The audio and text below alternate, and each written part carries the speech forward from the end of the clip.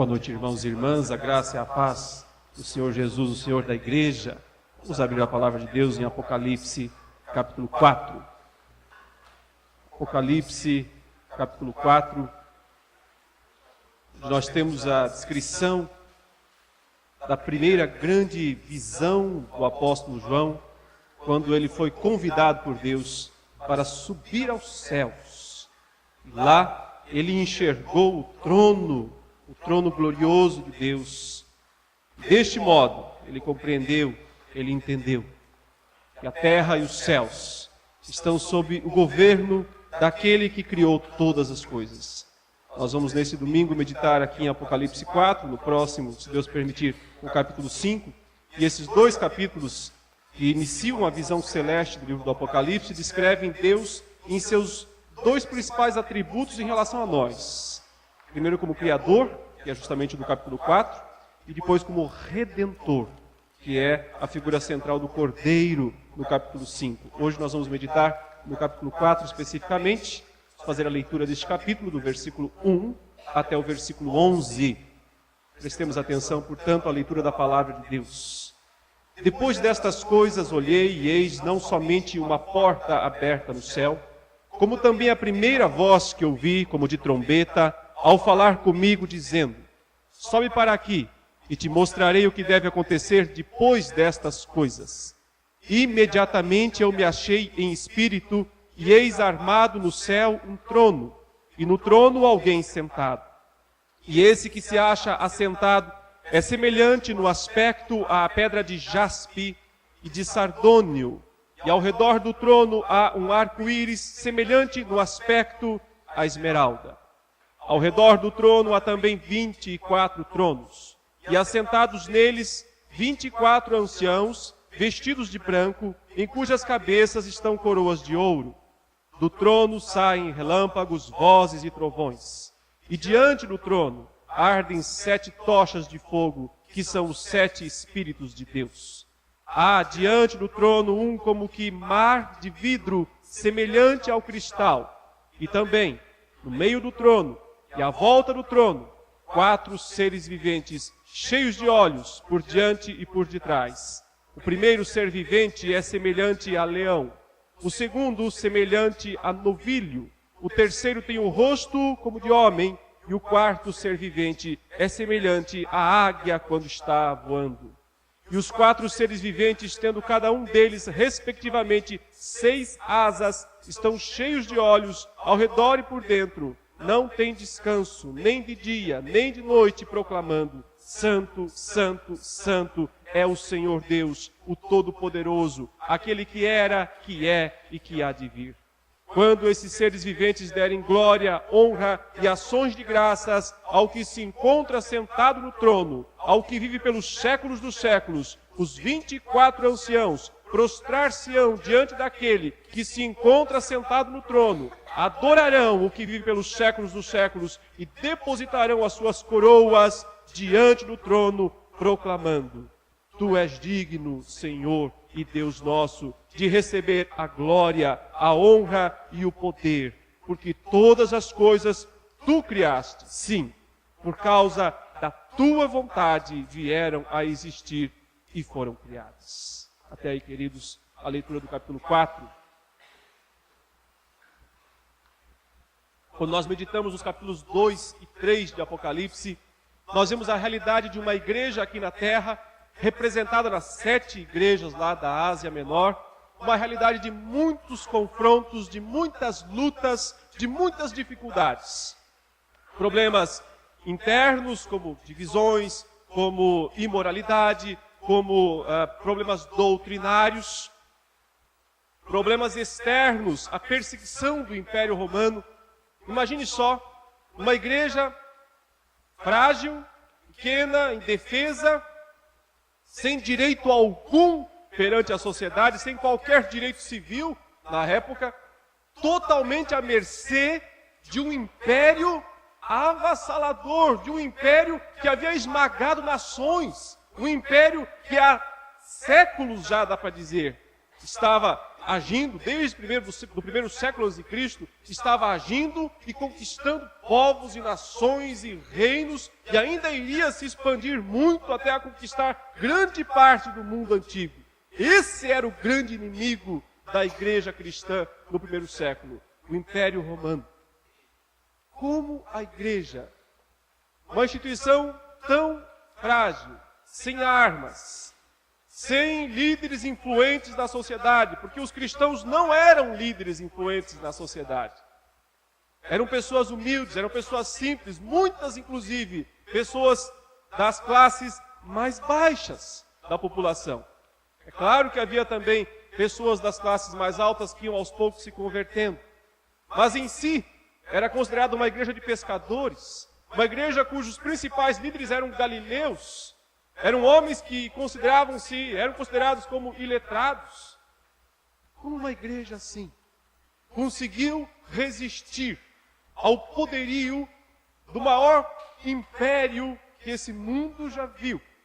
E não só resistir, como também, afinal das contas, até mesmo vencê-lo e continuar sendo a instituição mais duradoura que esse mundo já viu. Entendendo, acima de tudo, a quem ela serve. Quem é o Deus que está acima desta igreja, por trás desta igreja, por baixo desta igreja, sustentando-a o tempo todo. João teve um privilégio único na ilha de Patmos, naquele domingo que ele diz, naquele dia do Senhor. Porque Deus o convidou para dar uma espiada nos céus, dar uma olhada nas coisas lá em cima. Qual era o objetivo de Deus com isso? Que João, e que toda a igreja, para quem João escreveria, ou seja, nós também que recebemos esse livro, esta carta, tivesse uma noção de como são as coisas lá em cima, para que assim a nossa visão de como são as coisas aqui embaixo fossem mudadas. Enxergando o céu, nós compreendemos melhor a terra. Dando uma visão, dando uma olhada no trono de Deus, dá para compreender um pouco mais também as razões, os motivos das coisas que acontecem aqui embaixo. Portanto, o meu tema baseado no capítulo 4 aqui de Apocalipse hoje é esse: ver o céu muda o modo como nós vemos a terra. Ver o céu muda o modo como nós vemos a terra. Veja, meu querido, minha querida, o apóstolo João teve um privilégio maior do que Isaías, teve um privilégio maior do que Paulo. Esses dois homens antes também viram o céu. Isaías viu o trono de Deus, lá está registrado no capítulo 6, ele diz: no ano da morte do rei Uzias, eu vi o Senhor assentado num alto e sublime trono. E há muitas semelhanças das descrições resumidas que Isaías faz no capítulo 6, com essas que João faz aqui. Mas João viu muitas coisas mais, muito além.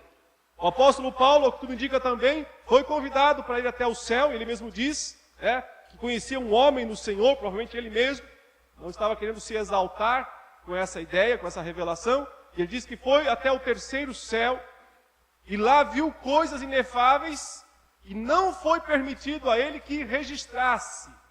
Então ele viu, mas não pôde registrar. Graças a Deus, alguns anos depois, João foi a esse mesmo lugar e não lhe foi proibido registrar. E, portanto, ele registrou esses acontecimentos, esses eventos. Olhar para eles hoje, compreender um pouco daquilo que João viu lá no céu, ajuda nós a entendermos melhor a terra, o mundo em que nós vivemos. Veja que o texto diz: depois destas coisas, ou seja, depois que João confeccionou as 7 pequenas cartas que Jesus ditou e disse que ele era para enviar às 7 igrejas da Ásia, ele disse que olhou e eis não somente uma porta aberta no céu, enxergou de alguma maneira uma porta que se abriu, provavelmente uma porta de luz que se abre no céu, e uma voz, aquela mesma primeira voz, provavelmente a do próprio Cristo, que falou com um som de trombeta, o convidou: sobe para aqui, sobe para este lugar e te mostrarei as coisas ou o que deve acontecer depois destas coisas. E João então descreve que imediatamente, ele não pegou nenhum meio de transporte, ele simplesmente foi instantaneamente, ele diz, eu me achei em espírito. Aqui uma informação importante, porque toda a visão que João terá no livro do Apocalipse, precisa ser mediada por essa palavra, achei-me em espírito. Ele não subiu lá, digamos, com corpo, foi uma visão espiritual. Por isso que muitas das descrições que ele faz das coisas celestes são descrições espirituais. Não tem a intenção de serem literais. Não devemos imaginar essas coisas como objetos reais, concretos, mas como descrições parecidas, semelhantes a aquilo que não se pode, na verdade, descrever. O céu é indescritível para a nossa linguagem. Não há linguagem humana para descrever o céu. Portanto, sempre João vai usar expressões como vi algo semelhante a, vi uma coisa parecida com isso. Apenas por aproximação é que nós podemos visualizar as coisas que João viu e descreveu nos céus. Ele se achou então em espírito e aí ele vai ter a visão do primeiro, entre aspas, objeto lá no céu, que é justamente um trono. E eis, armado no céu, um trono. Esta é a grande palavra inicial deste capítulo. É a primeira grande visão. Roubou a cena quando João chegou ao céu. Ele enxergou um trono. O que significa ver um trono no céu? Porque Deus quis, antes de tudo, que João enxergasse um trono. Porque trono é símbolo do quê? De governo, de autoridade, de poder. Na terra havia também um trono, muito poderoso, esmagador, um trono imbatível, terrível, trono César. Nos dias de João, quem não reconhecesse a divindade do imperador, sofreria sanções econômicas, físicas e até mesmo a morte, em muitos casos. Por isso os primeiros cristãos enfrentaram muitas vezes a morte, por se recusarem a adorar aquele homem sentado no trono de Roma, que se chamava e se auto-intitulava Deus. Por que é que Deus mostra a João, antes de tudo, o trono no céu? Porque o objetivo de Deus é fazer com que João entenda que existe um trono acima de todos os tronos. Que existe um trono tão grandioso, tão glorioso, que faz com que todos os demais tronos fiquem pálidos, fiquem frágeis, insignificantes, diante da grandeza de Deus. Em outras palavras, o que Deus quis mostrar a João era: João, olha para as 7 igrejas, elas parecem frágeis, elas parecem fadadas ao fracasso, elas parecem indefesas diante do poderio humano, do poderio de César, mas isso é ilusório. Isso é aquilo que os olhos humanos conseguem ver, mas se você conseguisse enxergar o que está acima disso, você veria que as coisas não são o que parecem ser.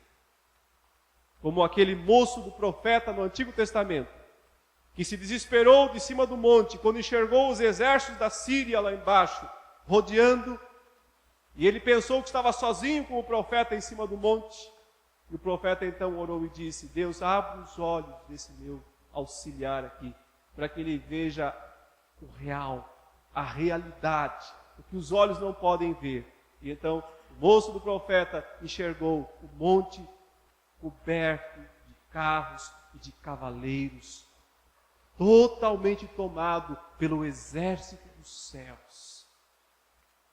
Quando João enxergou o trono lá em cima, ele compreendeu que quem governa, que quem dita as regras, que quem tem nas mãos as rédeas do destino não é César. Nem mesmo quem deu a autoridade para César, no caso, que é o dragão, que é Satanás, que vai aparecer no livro como sendo aquele que está por trás do trono de César. Nem mesmo o trono do dragão, mas é o trono de Deus. Portanto, meus irmãos, enxergar o trono de Deus faz com que todos os poderes humanos ou demoníacos diminuam de tamanho aos nossos olhos, se tornem insignificantes aos nossos olhos. E é por isso que Deus quis mostrar a João a visão do trono de Deus. Apenas para os irmãos terem uma noção de como é esse trono, eu vou tentar mostrar aqui uma pequena ilustração. Mais tarde e no próximo domingo eu vou retomar e dar detalhes. O que ele enxergou foi mais ou menos isso. Vários círculos que vão se sobrepondo, voltas com criaturas ao redor.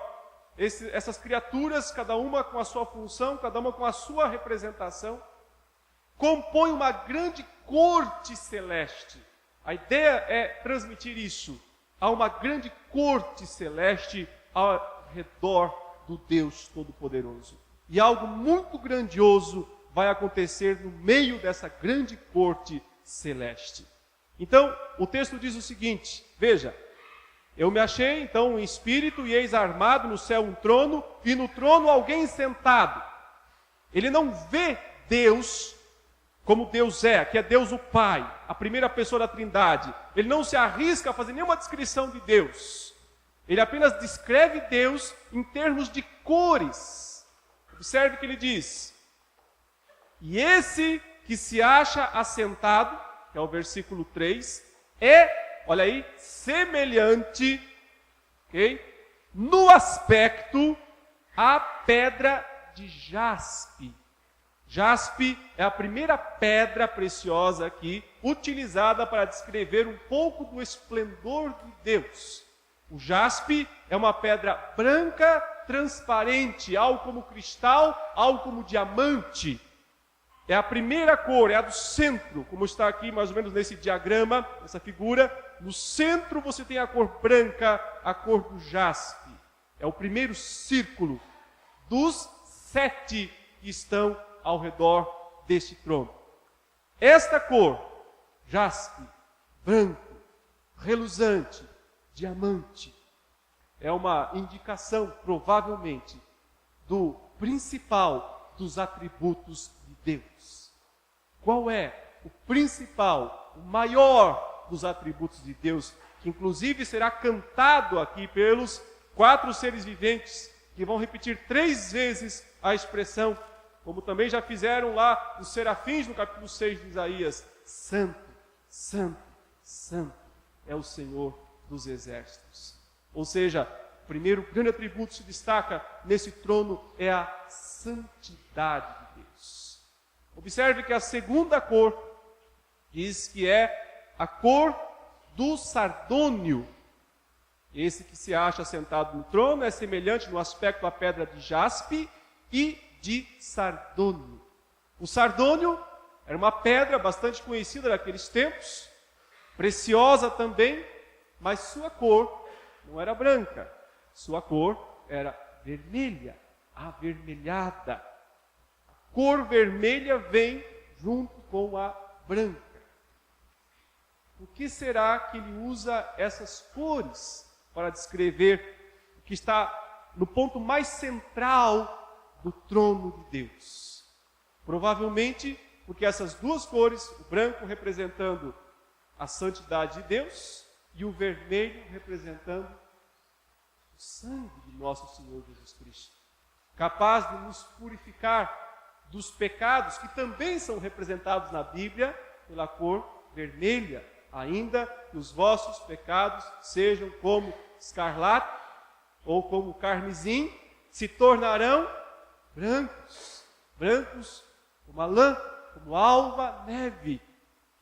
E veja que o próximo círculo, descrito aqui, ele diz, há um arco-íris ao redor do trono.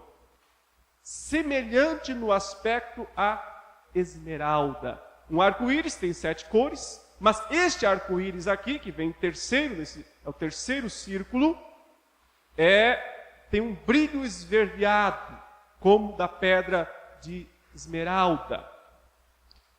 No Antigo Testamento também nos vem o simbolismo desta ideia. O arco-íris era o símbolo da aliança com Noé. Quando Deus decidiu que não mais iria destruir o mundo após o dilúvio com água, ele disse: colocarei o meu arco sobre as nuvens. E esse arco nas nuvens é a minha garantia, Deus disse, de que eu não destruirei mais o mundo através da água, através do dilúvio. Portanto, olha que interessante essa sequência de cores. Branco, jaspe, vermelho, tanto da ideia de pecado quanto de redenção pelo sangue, e o arco-íris simbolizando a paz depois da tormenta, a paz depois da ira, a paz depois da destruição. Como se nós víssemos aqui o conteúdo central do Evangelho. Como homens pecadores podem ter paz com um Deus santo. Como homens perdidos, pecadores, podem viver em paz com um Deus santo somente pelo sangue do Cordeiro Jesus, que foi derramado para perdoar os pecados da sua igreja, os pecados dos seus escolhidos. Próximo dos círculos que estão aí ao redor do trono, diz o versículo 4, ao redor do trono há também 24 tronos, e assentados neles 24 anciãos vestidos de branco, em cujas cabeças estão coroas de ouro. É sugestivo que, depois dessas 3 cores centrais, o jaspe, o sardônio, a esmeralda, há 24 tronos. Assentados neles, 24 anciãos, 24 velhos, vestidos com roupas brancas. A despeito da tentativa de muitos tentarem identificar esses anciãos com anjos, nós não devemos aceitar essa ideia, porque os anjos não são descritos em Apocalipse como anciãos, e sim como anjos.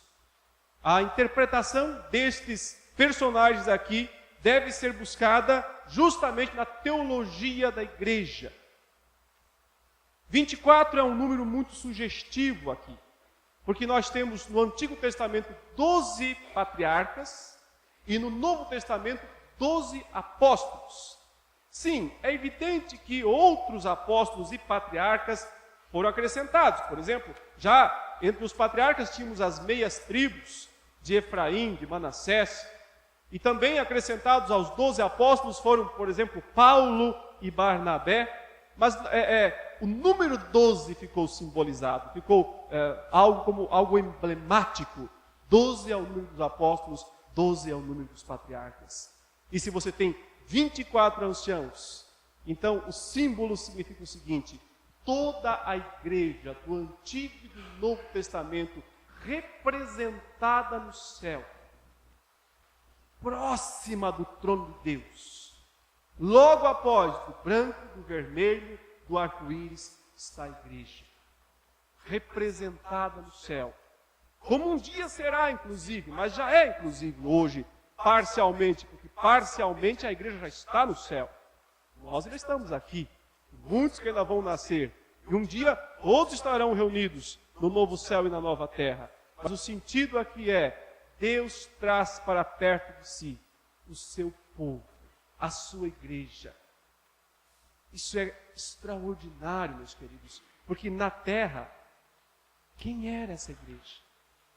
Como eu disse, pessoas simples, pobres, perseguidas, despojadas, humilhadas, mortas. Quem são essas pessoas no céu? Reis,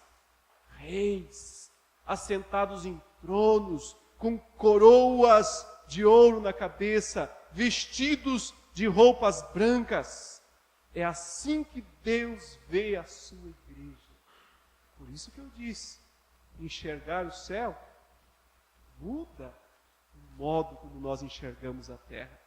Nós paramos de pensar, de achar que a igreja é uma instituiçãozinha qualquer. Nós vamos parar de acreditar que a igreja é fraca, indefesa, porque já foi dito dela, pelo próprio Senhor Jesus, as portas do inferno não prevalecerão. Não há instituição mais poderosa, não há instituição mais gloriosa. Dura coisa é lutar contra a igreja de Deus. Coitados dos inimigos que ousam se levantar contra a verdadeira igreja de Deus. Sabe o que está destinado a eles? O pó, a ruína, a queda, o fracasso. Está aí o Império Romano para provar. Que máquina mais poderosa existiu no mundo de destruição? Onde está o Império Romano? Em cacos, não sobrou nada dele, exceto as ruínas lá do Coliseu e algumas estradas pela Europa e pela Itália. Mas a igreja está aí, porque ela é indestrutível, representada no céu por 24 reis. Nós estamos representados neles. É isso que Paulo fala aos Efésios, no capítulo 2, que quando Cristo ressuscitou, nós ressuscitamos com Ele. E quando Cristo subiu ao céu, se assentou à direita de Deus, nós também estamos assentados nos lugares celestiais, junto com o nosso Senhor. A igreja já se encontra lá no céu, gloriosa, representada por Deus, ou representada na presença de Deus. A sequência da descrição diz: do trono saem relâmpagos, vozes e trovões. E diante do trono ardem 7 tochas de fogo, que são os 7 Espíritos de Deus. Adiante do trono, um como que mar de vidro semelhante a cristal, e também no meio do trono e à volta do trono, 4 seres viventes, cheios de olhos por diante e por detrás. Eu já disse, meus irmãos, que ver o céu muda o modo como nós vemos a terra.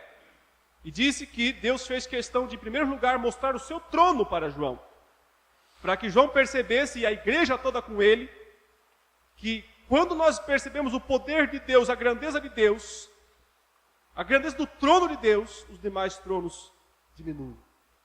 Perdem grandeza para nós, perdem referencial para nós, já não são mais tão terríveis para nós. Mas Deus quis mostrar algo mais ainda nesse sentido para João. Ele quis dizer o seguinte: e vocês, igreja frágil, igreja que parece indefesa, não se engane. Porque você, igreja, é recebida na presença de Deus de uma maneira que seria impossível para vocês mesmos fazer. Mas Deus faz, e fez por causa de Jesus Cristo, conforme o capítulo 5 vai explicar quando falar da redenção. Mas se é só no 5 que fala da redenção, não nos enganemos. Porque o 4 também está falando da graça e da misericórdia de Deus. O simples fato dessas cores aqui, e dos 24 anciãos poderem estar tão próximos do trono, isso é misericórdia, isso é graça. A criação também é toda revestida da graça e da misericórdia de Deus. Vários aspectos aqui destacam isso. Porque há sempre um contraste entre o poder avassalador de Deus e o modo como Ele recebe, recepciona, aceita o seu povo. Por exemplo, o verso 5 fala daquela manifestação igual a do Sinai, quando Deus deu a lei e havia relâmpagos, vozes e trovões. Então, Deus nunca perde seu atributo de grandeza. Ele nunca se esvazia da sua grandeza, da sua soberania, do seu poder. Ele é isso. Na presença dele, trovões, relâmpagos, vozes. Mas apesar dessa imponência divina, apesar dessa visão assustadora de Deus, une-se a isso uma visão de graça, uma visão de misericórdia, que aceita, que aproxima o seu povo dele, somente pelo sangue de Jesus. Então, ao mesmo tempo em que ele descreve, por um lado, o trono de Deus como um lugar de vozes, trovões, relâmpagos, também ele descreve, em seguida, um lugar de calmaria, um lugar de tranquilidade, que é o que está aqui no versículo 6. Há diante do trono um como que mar de vidro semelhante ao cristal. Aqui, em contraste, por um lado, vozes, trovões, por outro lado, um calmo mar de cristal, sem ondas, sem movimentos bruscos, um lugar de calmaria e de tranquilidade. Ao mesmo tempo, provavelmente aqui haja um simbolismo nesse mar de vidro, esse mar de cristal que está diante do trono de Deus, com algo que havia lá no templo, no tabernáculo, que era o chamado mar de fundição. Era uma grande bacia de bronze que havia dentro do tabernáculo, onde os sacerdotes lavavam as mãos após terem realizado o sacrifício. Figura desse lugar celeste que provavelmente inspirou a bacia terrena do tabernáculo, tem a função de justamente dizer o seguinte: há um modo de pecadores se aproximarem do trono que treme, que é cheio de relâmpagos, vozes e trovões, através da purificação do sangue que está simbolizado no lavar das mãos dos sacerdotes diante dele. E no meio dessas duas descrições está o Espírito Santo. No meio das duas descrições vem embutida a ideia do Espírito Santo. Diante do trono ardem 7 tochas de fogo, que são os 7 Espíritos de Deus. Nós não devemos pensar nisso literalmente, como se fosse... É claro que a ideia aqui é de um candelabro, mas o Espírito Santo não é um candelabro. O Espírito Santo é uma pessoa, terceira pessoa da Trindade. Mas é descrita essa terceira pessoa em Apocalipse como sendo 7 tochas de fogo. O sentido é, o número 7 é o de plenitude, é o de alcance universal, é o de perfeição divina. O Espírito Santo não é uma força divina, ele é o próprio Deus, como terceira pessoa. Seu poder de fogo é justamente uma descrição da sua presença em todos os lugares, e do seu poder de ação, do seu poder de perscrutar e de destruir também, se necessário. E então vem a descrição, que seria aqui, do 5º círculo ao redor do trono. Nós não temos certeza exatamente o que vem antes, se são os 24 anciãos ou se são os 4 animais, chamados aqui de seres viventes. Talvez eles estejam meio que sobrepostos. No desenho eu coloquei os seres viventes antes e os 24 tronos depois. Mas isso não dá para ter certeza. Porque como ele fala, e diante e no meio, parece então até que os seres viventes se aproximam um pouco mais nesse momento, nesta cena, do próprio trono, da parte central do trono. Tanto faz aqui para nós entendermos a posição. Mas é importante entender o que são. O que são agora esses 4 seres viventes? São descritos aqui, após o mar de vidro semelhante a cristal, ele diz, e no meio do trono e à volta do trono, 4 seres viventes cheios de olhos, por diante e por detrás. O primeiro ser vivente é semelhante a leão, o segundo semelhante a novilho, o terceiro tem o rosto como de homem, e o 4º ser vivente é semelhante à águia quando está voando. Há uma tendência natural, no primeiro momento, nós pensarmos que também são anjos, ou que seriam anjos esses 4 seres viventes. O fato de eles terem 6 asas nos remete à visão dos serafins, lá em Isaías capítulo 6. O cântico desses seres viventes e daqueles serafins, em Isaías 6, também é parecido. Santo, santo, santo é o Senhor dos exércitos, cantavam os serafins. Santo, santo, santo é o Senhor Deus Todo-Poderoso, aquele que é, que era e que há de vir, cantam os 4 seres viventes. Talvez sejam mesmo anjos, mas são anjos que destacam algo especial. Eles representam a criação. Eles representam o mundo criado, as criaturas da terra. As criaturas da terra representadas no céu. Porque a primeira dessas criaturas é o leão, ou seja, os animais selvagens. A segunda dessas criaturas é o novilho, ou seja, os animais domesticáveis. A terceira dessas criaturas é aquelas que têm alguma semelhança com o ser humano. Talvez aí uma referência aos macacos, aos chimpanzés, aos gorilas, esse tipo de criatura que tem alguma semelhança física com os seres humanos. E a quarta criatura representam as aves, as criaturas que voam, as criaturas com asas. É interessante que a criação, e veja, são 4 seres viventes, e o número 4 em Apocalipse significa o número da criação, o número da terra. E na verdade o texto não diz exatamente seres viventes, mas animais. 4 animais, seria uma tradução apropriada da palavra usada aqui na língua grega, na língua original. 4 animais, o primeiro semelhante ao leão, o segundo semelhante ao novilho, o terceiro rosto como de homem, e o quarto como a águia que está voando. Isso nos aponta para o quê? Para o valor que Deus dá à terra, para o valor que Deus dá à criação. Ele criou esse mundo, Ele ama esse mundo. Ele está preocupado com esse mundo. Esse mundo não é descartável para Ele. Aliás, o apóstolo Paulo já escreveu isso em Romanos capítulo 8. Ele diz, porque a criação foi sujeitada à vaidade, não voluntariamente, mas por causa daquele que a sujeitou. Ou seja, quando o pecado entrou no mundo, como consequência do pecado, Deus disse, maldita é a terra por tua causa. Então a maldição de Deus que existe sobre a criação, sobre a natureza, é uma maldição decorrente do pecado. No entanto, Deus já fez provisão para livrar a terra de todo o pecado.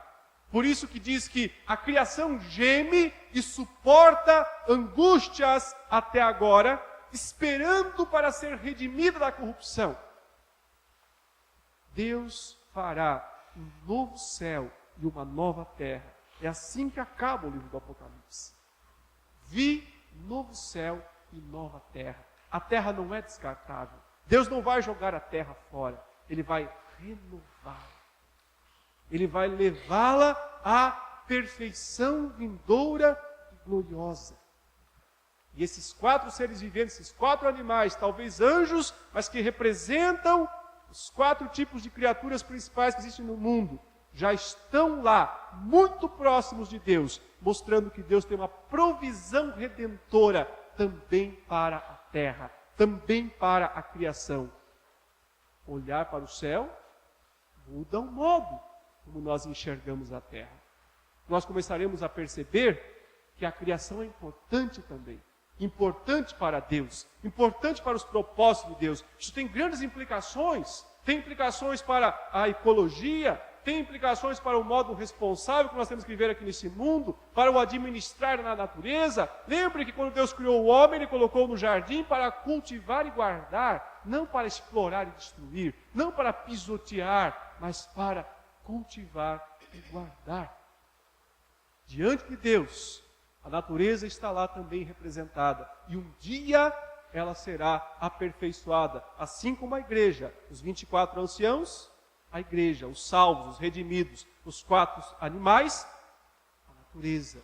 E esses 2 grandes grupos, um dia estarão reunidos no novo céu e na nova terra, para completar o louvor, a adoração ao Senhor Deus Todo-Poderoso. Em seguida começa uma sequência de cânticos, uma sequência de adoração celeste, em preparação para o que virá no capítulo 5, quando finalmente a pessoa do Redentor vai aparecer. É no capítulo 5, de fato, o Redentor aparece e dá sentido a tudo que veio até aqui. Mas nós não entendemos o 5 sem entender o 4. Nós não entendemos redenção sem entender primeiro criação.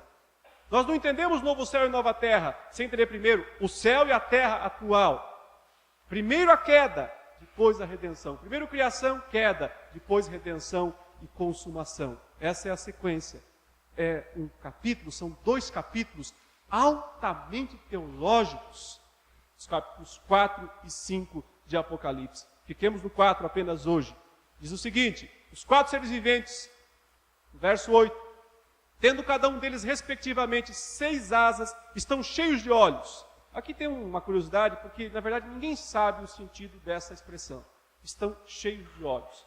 Dá a ideia que eles têm olhos em volta deles como um todo, estão repletos de olhos. E dá a impressão também que eles têm olhos, inclusive, por dentro deles. É algo extremamente complicado até de imaginar. Diversas especulações a respeito do que poderiam ser questão desses 4 seres estarem cheios de olhos, e eu não me arrisco a tentar alguma interpretação nesse sentido, porque não há qualquer indicação na passagem do que isso pode significar. Então, me rendo ao mistério e deixo isso para os propósitos de Deus. Prefiro não especular, não tentar dar interpretação, porque eu não encontro nada no contexto. Tudo que eu tentei dar explicação aqui é o que eu encontro no contexto, ou do Antigo Testamento ou do Novo Testamento. Não encontro nada a respeito disso. Não sei o que é, não me arrisco a dizer porque é que eles são cheios de olhos por dentro e por fora. Mas eles são, e isso é importante que entendemos. O fato é que eles não têm descanso, nem de dia nem de noite. Eles não fecham esses olhos, nunca. Nem de dia nem de noite, eles não dormem, eles não têm descanso. Eles proclamam o tempo todo: Santo, Santo, Santo é o Senhor dos Exércitos, aquele Todo-Poderoso, aquele que é, que era e que há de vir. Então, o louvor celeste é algo ininterrupto. Muitas pessoas não gostam de louvar a Deus na terra. Não sei o que vão fazer no céu. Vão se sentir mal lá no céu. Porque o céu é um lugar de louvor perene. Claro que não é só cantar. Louvaremos a Deus com todas as nossas ações, com tudo que nós realizarmos. Mas há um louvor perene lá no céu. Um louvor que sempre enfatiza a santidade, a grandeza, o poder de Deus. Em conexão ao louvor dos 4 animais, das 4 criaturas celestes, o verso 9 diz: quando esses animais, esses seres viventes, derem glória, honra e ações de graças ao que se encontra sentado no trono, ao que vive pelos séculos dos séculos, os 24 anciãos, a igreja gloriosa, redimida, se une a eles. Os 24 anciãos prostrar-se-ão diante daquele que se encontra sentado no trono, adorarão ao que vive pelos séculos dos séculos e depositarão as suas coroas diante do trono, proclamando. E aí vem o cântico final, o cântico dos 24 anciãos. É interessante que os verbos aqui, dos versos 9 e 10, foram jogados para o futuro. Até então, os verbos estavam no passado, escrevendo algo que já está acontecendo. Mas agora, lança para o futuro. Talvez seja só um desenvolvimento do pensamento hebraico, que geralmente usa os tempos verbais no imperfeito, dando uma ideia de futuro. Mas talvez não seja isso. Talvez seja a mesma ideia, antecipando a glória futura. Quer dizer, lá na frente, no novo céu e na nova terra, a natureza glorificada se une à igreja glorificada para um louvor perene ao Deus que os criou. E assim, o final cântico, o último cântico aqui, nos traz, ou nos reforça de maneira impressionante essa verdade. Qual é o cântico final? Verso 11. Tu és digno, Senhor e Deus nosso, de receber a glória, a honra e o poder, porque todas as coisas tu criaste, sim, por causa da tua vontade vieram a existir e foram criadas. Ou seja, o mundo não é resultado do acaso. O mundo não existe por causa de uma explosão sem sentido ou sem origem. O mundo não é resultado de um processo evolutivo acéfalo. O mundo é resultado de um propósito. O propósito está na pessoa daquele que criou.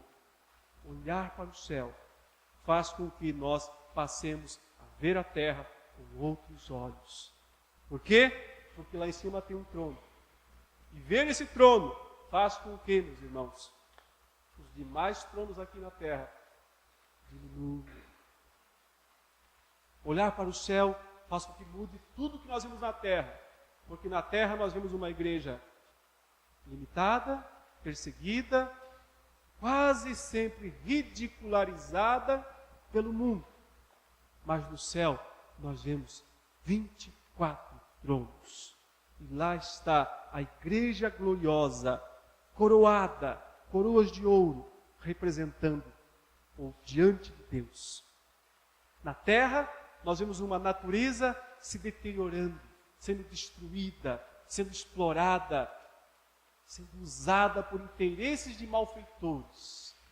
Nos céus, nós vemos o propósito para essa natureza que foi criada por Deus. Tem uma razão de ser, não é por acaso, há um Criador por trás dela. Ou seja, a vida tem sentido, a existência tem razão, não é fruto do acaso, há propósito por trás destas coisas. O céu revela a importância da criação, como sendo algo que Deus muito desejou. Veja como esse cântico final reforça isso. Pois todas as coisas tu criaste, sim, por tua vontade. Quer dizer, porque o Senhor quis muito. Uma vontade profunda de Deus. Deus não criou a terra como quem diz, não sei o que fazer, vou fazer qualquer coisinha aí.